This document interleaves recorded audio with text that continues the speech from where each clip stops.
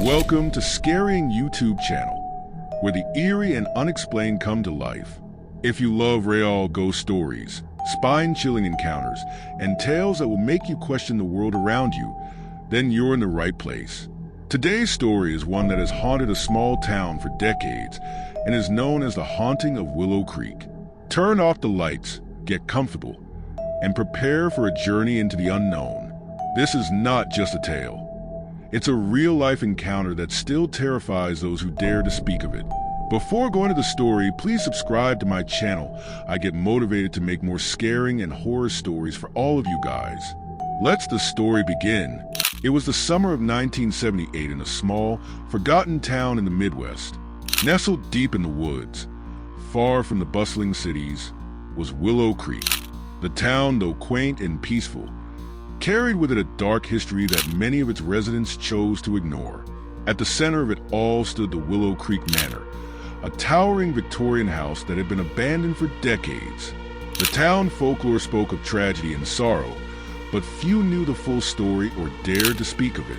That summer, a group of 4 friends, led by 19-year-old Sarah Miller, decided to explore the manor. Sarah had always been fascinated by the supernatural, and while her friends weren't as keen, they agreed to go with her as a summer thrill. The group consisted of Sarah, her best friend Jess, Jess's boyfriend Mike, and their friend Peter. They planned to go in the late afternoon, just before sunset, to explore and perhaps catch a glimpse of the rumored ghost that haunted the place. As they approached the house, the once beautiful Victorian mansion stood in eerie disrepair. The windows were shattered, the paint was peeling, and the overgrown garden seemed to reach for the house like twisted fingers. The air around them felt heavy, as if the very ground they walked on was soaked with the memories of what had happened inside. The door creaked as they pushed it open, revealing the dark interior. Dust swirled in the fading sunlight, and the temperature inside dropped immediately. Mike, who had been the most skeptical, joked about how cliché the situation was, but his laughter was quickly stifled by an eerie silence that seemed to swallow the house whole. Even the usual sounds of the forest outside, birds, insects, had disappeared. As they explored the house, the group noticed odd things. There were cold spots in certain rooms, as if someone or something was standing there watching. Jess swore she saw shadows darting past doorways, but no one else could confirm it. Peter began to feel uneasy, insisting they should leave, but Sarah urged them on. She had brought a tape recorder, hoping to capture evidence of spirits. In one of the upstairs bedrooms, Sarah set the recorder on a dusty dresser and began asking questions. "Is anyone here with us? Do you want to communicate?" They waited in silence, but nothing happened. Just as they were about to give up, they heard a faint noise, like whispering. Everyone froze. They replayed the recording, and there it was. A voice. No, several voices, overlapping, whispered something unintelligible. But Sarah, always the curious one, believed it was a sign they were making contact. Despite Mike and Peter's growing anxiety, Sarah wanted to continue. They made their way to the attic, which was rumored to be the most haunted part of the house. The stairs leading to the attic were steep and narrow, and as they climbed, the sense of dread grew stronger. At the top, they found a small, circular room with a single, broken window. In the center of the room was an old, weathered rocking chair that seemed out of place. Jess remarked how strange it was, and as soon as the words left her mouth, the chair began to rock, slowly at first, then faster, as if someone invisible was sitting in it. The group panicked. Mike grabbed Jess's arm, and Peter began shouting at Sarah to leave. But Sarah was mesmerized. Her eyes were fixed on the chair, and she whispered, "Do you see that?" The temperature in the room plummeted, and suddenly, the door to the attic slammed shut. They were trapped. Then came the sound.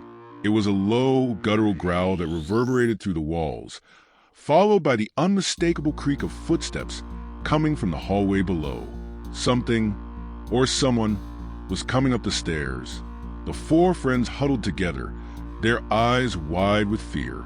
The footsteps stopped just outside the attic door, and then the handle began to turn slowly. Peter grabbed the nearest object, a rusted crowbar that had been lying in the corner, and braced himself. But when the door swung open, no one was there. Just as they thought they were safe, Jess screamed. Behind them, standing in the corner of the room, was a figure.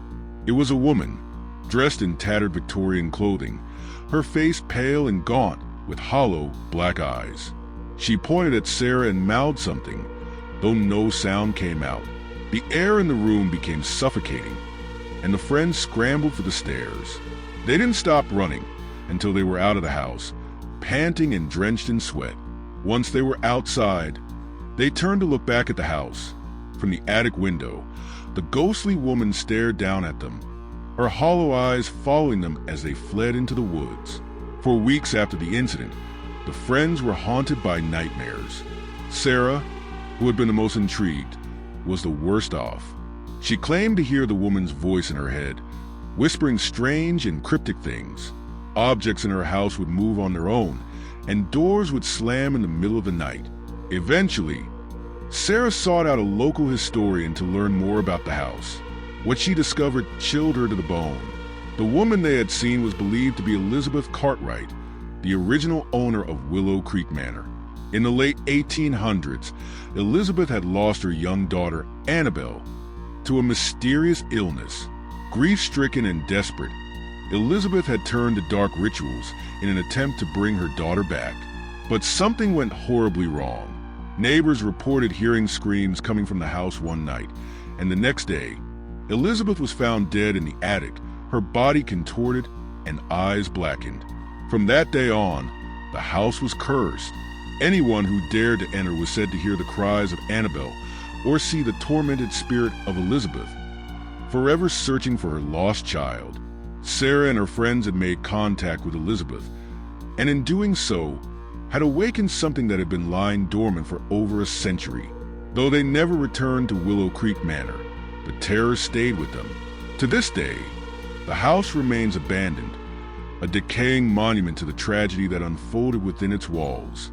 If you ever find yourself in that small, forgotten town, the locals will warn you, stay away from Willow Creek Manor, because once you enter, you might not come back the same. Thank you for joining us for this bone-chilling tale. If you enjoyed the story, don't forget to hit the like button and subscribe for more true ghost stories and supernatural encounters. And remember, sometimes the scariest places are those that hold the memories of the past. Until next time, stay curious, stay cautious, and above all, stay out of the dark places where spirits may linger.